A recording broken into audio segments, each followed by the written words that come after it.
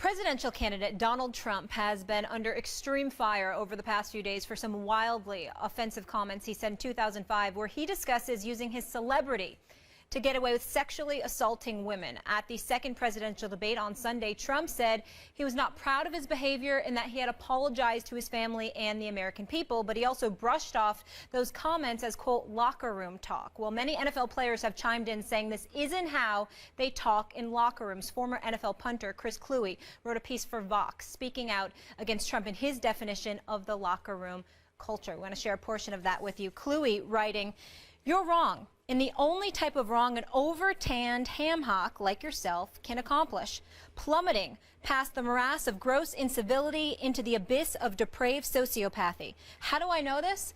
Simple. I was in an NFL locker room for 8 years, the very definition of the macho alpha male environment you're so feebly trying to evoke to protect yourself. And not once did anyone approach your breathtaking depths of arrogance and imbecility. Oh, sure, we had some dumb guys and some guys I wouldn't want to hang out with on any sort of regular basis, but we never had anyone say anything as foul and demeaning as you did on that tape. And hell, I played a couple years with a guy who later turned out to be a serial rapist. Even he never talked like that. Jeff Saturday here with us to join the conversation. We appreciate having a player perspective, but I want to start with you, Max. What was your take? I think Chris Cluey is very angry at Donald Trump, but in terms of his, and for good reason, in terms of Cluey's assertion that he never heard that kind of talk, look, if you take, and Trump is talking, when they spin the talk, because they're trying to make an excuse, as locker room talk, I don't think they're just talking about professional sports locker rooms. Right. They're talking about locker rooms at, I guess, country clubs or gyms, although I haven't heard that in my experience, that. But if you're talking about, let's just limit it to professional locker rooms. There are 32 NFL teams, over 50 guys in each locker room. There are 25, just take baseball and football, there are 25 guys, over 25 guys in every Major League Baseball locker room, 30 teams. You're talking about right there, 2,000 plus guys every season. For how many seasons now? Of course, things like this have been said, just because if you get that many people having that many conversations, anything you can imagine that might be said will be said at some point. I think what's really going on here is that very few would want to admit that anything this vulgar would be said because they don't want to become clickbait, which in this environment you will become clickbait. But I also think what's happening is essentially Cluey and others, many, many others from professional sports, are saying, don't damn us, when they hear locker room, don't damn us by association. Don't damn us by associating Trump and his comments and that kind of way of thinking with even a part of our professional work environment. I think that's what's going on here. Stephen? Let me say this. I've been covering professional sports for over 24 years as a journalist. I started off my career, before I started my career off at the New York Daily News as a high school reporter, I covered as an intern Greensboro, North Carolina, Winston-Salem, North Carolina, Atlanta Journal-Constitution, et cetera, et cetera. Started off at the New York Daily News, went to the Philadelphia Inquirer for 7 years. In the midst of being at the Philadelphia Inquirer, also worked for CNN-SI, then Fox Sports, and then obviously ESPN all of these years. I've been in locker rooms for over 23, 24 years. I've never heard what Donald Trump alluded to as it pertains to locker room talk. I've heard vile talk. I particularly am alarmed when us as the black community is highly sensitive to the N-word, as well we should be. But white reporters and others are walking to the locker room and players are playing some of the music with the misogynistic lyrics and the N-word being spewed every other word. The loudspeakers booming, and there's no regard for the fact that there are reporters that happen to not be black in the room listening to guys dancing and singing and saying all of this stuff. Having said all of that, I've never heard in any locker room, NFL, NBA, college, pro, Major League Baseball clubhouses. Hell, I've even been in the locker rooms inside of, for a hockey game. For crying out loud. I've never heard it. Not one time. in terms of grabbing a woman's privates.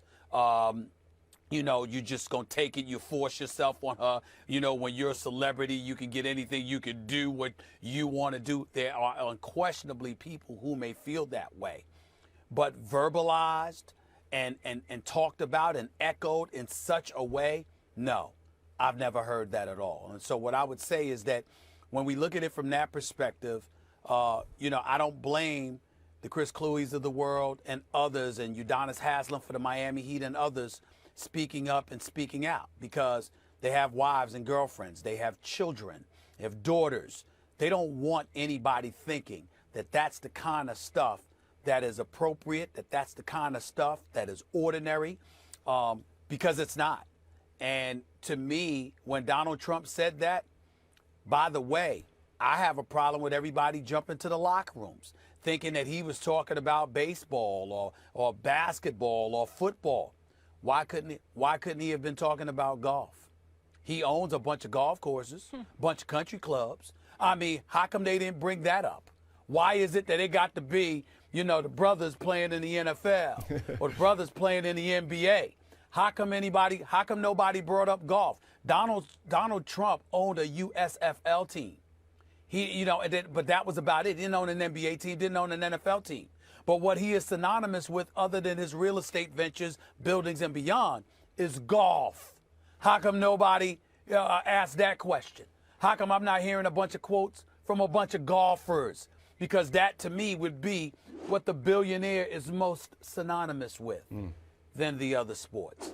That is what I have to say about that. Yeah, that's a good point. I think when Chris is talking about it, I think it's offensive because when you get the locker room, in air quotes, that kind of stigma, it hurts. I've lived in an NFL locker room for 14 years, a college for 5, high school before that. To say I never heard anybody say, filthy things or things that were dead wrong. And what Donald Trump said was dead wrong. And it should have never been said, should have been apologized for, and not make anything, not try to tighten anything. Just own it. I own it. I said it. I shouldn't have said it. I was dead wrong. But when everything kind of got spun, to your point, spun politically to try to make it or ease the situation, when you go to locker rooms, there are a lot of things said in locker rooms that you would never want to be overheard by a mother, sister, daughter, and I got daughter. I mean, listen, it is a different world. You do not want those things being said. But I can speak for my own locker rooms. Being in Indianapolis and Green Bay for 1 year, that was not common discussion. Okay, there would be outliers, conversations, but for the large majority of the conversations we had in our locker room were good conversations. They were not like this. Now, was there, people playing jokes on each other, busting each other up? Absolutely. But to the point where it went with Donald Trump, it didn't go there very often. But for guys to say they never heard those kinds of things, I would be surprised that no one ever heard someone talk absolutely, because that's just being there. I've heard it, and I did. And listen, I totally disagree with it, but to say that it's never been said, that's where I would just say, the number of conversations that are going on, everything that you can imagine, and but some you can't. I think the problem for me was that when you tried to justify it by saying locker room talk. Because even if it's in a locker room, it's not right. No, that's a cop-out, yeah, exactly. and that's mental manipulation. Exactly. And you're not an athlete, and last time I checked, you're not in a jersey. So why are you blaming athletes? And I don't want to hear that. No. Let me, whoa. Yeah. Let me chime in. Okay. And I'm going to chime in to Molly's point with a question for you, Jeff Saturday, and for you, Max Kellerman. And I have to ask this. Trump's comments, is it fair to say that he was talking, dare I say, about the rich white society locker rooms of country clubs and golf courses? I mean, that's what I was alluding to earlier. Because when he talks locker room, is it possible that this billionaire who owns golf courses, you're talking about the country club, you're talking about the golf courses, you're talking about affluent white individuals that are distant from the normal rules and regulations that govern the rest of us, that may have felt free enough to say such things? I don't know the answer to that question, and I don't want to step out on a limb by making an accusation, but it is a question that folks in the locker rooms, particularly African Americans, might have at this point. Yeah, it would be. I mean, I didn't grow up that way, so I have no idea what golf locker rooms are like. Yeah, Never been around them. Yeah. I mean, I've been in NFL, college. I've been in. I've played baseball, I've wrestled. I've done all those kinds of things, but I haven't been in their locker rooms. You know what they talk about in the locker room? And I don't golf. But I have been in all different kinds of locker rooms. And you know what the locker room talk is? How's your cholesterol, right? Yeah. Like, what is that medication you're taking? How's your family? Those Well, kind of I things. wouldn't go that like, far. That's locker. I didn't know that. I've never heard that. The point is like locker room talk.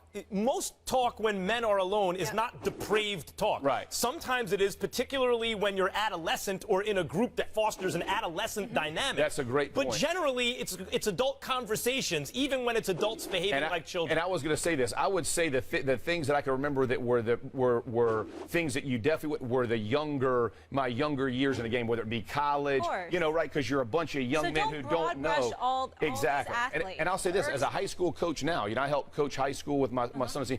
We are very specific of how we treat our young men in respecting everyone, the way that you handle yourself in school, out of school, on the field. You're trying to shape these into good, productive young men in your community. So we do have these conversations. No different than Matt Brown having these conversations with me when I was in college about, hey, Jeff, you can't act like this, right? You can't behave this way. You can't speak to someone this way. You can't use this language in this situation, right? And I was a young guy, but I was taught, right? But when you try to generalize locker room talk, I think it was tongue in cheek. I think he was going to Max, to your point, where male dominated, in this certain environment, guys will act or say a certain thing, but to stamp it with locker room, I think it went above. And I think no one wants to be stigmatized by Trump's language. No one wants a stamp putting on them in their profession that this is the way guys talk, because it's not true. And again, being in that locker room, that is not what happened in the Indianapolis Colt locker room, the Green Bay Packer locker room. Those conversations were not had. If they were had, maybe they're had in private, but as a general whole, in totality, that was not the conversation. They were much more productive.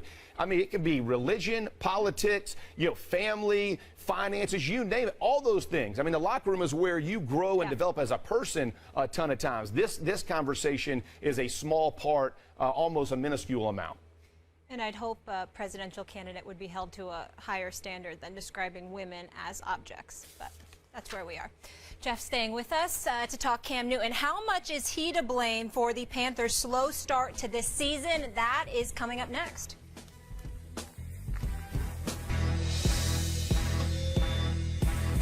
Let's get it cracking. Let's start the session. March list the competition, balls start that action. You can never debate it. This is actual fact. Stephen A. and Max Kale said they say it's a rap. I'm like, say what? Say what? What's up with all my haters? I'm a ball when I perform. So my jersey's in the air. I'm allergic to my haters. Every morning I prepare. Lot of clothes I can wear just like them Oregon players. Yeah, quack, quack. What it do? Rap like it's nothing to it. Matter of fact, you can ask hard and I'm cooking too. Base guard cooking too. Nah, look at you. Great mind. They embrace mine like a crooked tooth. 4 takes, that's you. 3 takes, not me. 2 takes if you lucky. First take, stop me. 4 takes, that's you. 3 takes, not me. 2 takes if you lucky. First take, they got me.